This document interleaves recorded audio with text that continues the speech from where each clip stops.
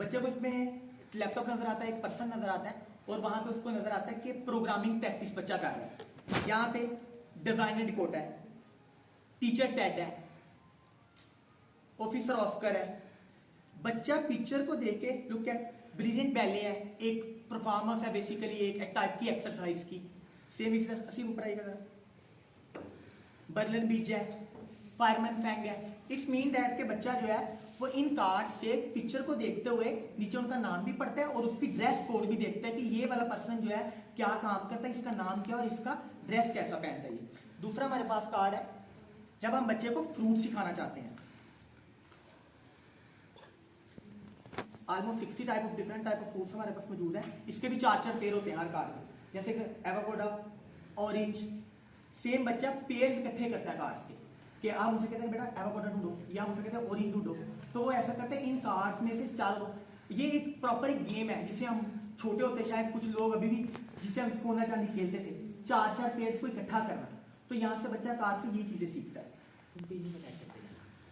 Another जब हम बच्चे को शेप सिखाना चाहते हैं,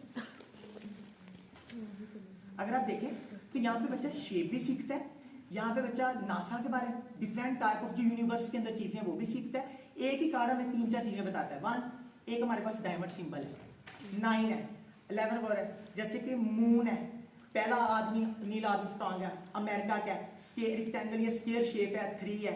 मैं शेप्स के बारे में इतना हवा नो नहीं हूं तो इस वजह से मुझे प्रॉब्लम आती है। सन सर्कल में है, सन है, 7 है, सन है।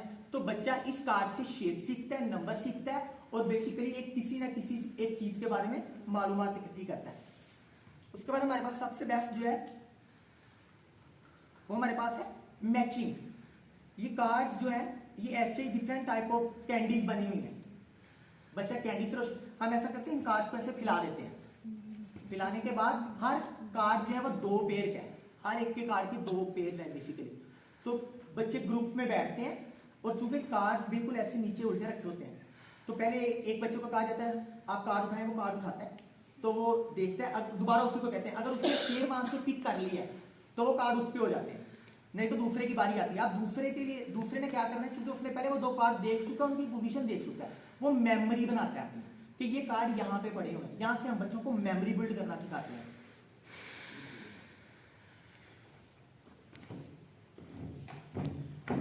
ये हमारे पास 400 कार्ड है जिसके अंदर ऑलमोस्ट ओवरऑल वर्ल्ड के बारे में जितने भी किसी किस्म के कोई वाक़ियत हो चुके हैं या कोई इंपॉर्टेंट किस्म की सारी इंफॉर्मेशन इन 400 कार्ड में अवेलेबल है। ये हमारा प्री लेवल नहीं करता, ये हमारी फर्स्ट ईयर और सेकंड ईयर के क्विज प्रोग्रामिंग के लिए हम बच्चों को रेडी करते हैं। ये इन कार्ड्स के अंदर अगर आप देखें तो एक कार्ड है, बस हर कार्ड के ऊपर इसके एक एंड के ऊपर 3 क्वेश्चन लिखे हुए हैं और इसके बिल्कुल बैक एंड पे उन तीनों के आंसर भी मौजूद है। तो बच्चा पहले कार्ड के क्वेश्चन पढ़ता है और इसी तरह से इसको इनके आंसर रीड कर लेते हैं। हर ग्रुप को हम 10-10 कार्ड दे देते हैं, तो बाद में उन्हीं का हम कंपटीशन करवाते हैं कि जो बच्चे हैं वो उनको कितना नॉलेज हो चुका हुआ है।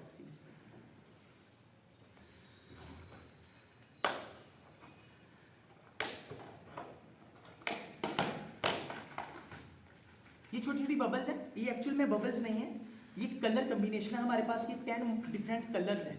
ये एक गेम है एक्चुअल में जिसे कहते हैं मैजिक बॉक्स कहा जाता है। बच्चे ने डिफरेंट टाइप ऑफ कोड्स याद रखने होते हैं, कलर याद रखना होता है, कोड याद रखना होता है, इसे कोड ब्रेकिंग का नाम दिया जाता है। अच्छा, जितनी आप गेम देखेंगे आप इनको जरा यूट्यूब पे चेक करें ना जाके, तो आपको एक बहुत variety of type in games को हम बच्चों में करवाते हैं ताकि एक तो बच्चे की मेमोरी स्किल बन जाती है, दूसरा बच्चा प्री क्लासेस से ही ये सारी चीजें सीखना शुरू कर देता है। Colour combination. फिर हमारे पास ये एक छोटी सी फैमिली मोड है, इसमें हम छोटे बच्चों को बिल्कुल लॉजिक सिखाते हैं। जो कहते हैं अगर हम बच्चे के लॉक लगे हुए ऊपर कि बच्चा यहाँ से इसको घुमाता है कि हमने किन कलर्स को, जैसे यहाँ पे 4 कलर हैं, रेड है, येलो है, ग्रीन है, ब्लू है, तो इसके 4 ही बॉक्स हैं। तो बच्चे ने कोशिश करनी है कि किसी तरह से घुमा घुमा के ये घूमते भी हैं कि इन चारों को किसी एक जगह पे मैं इकट्ठा कर लूँ।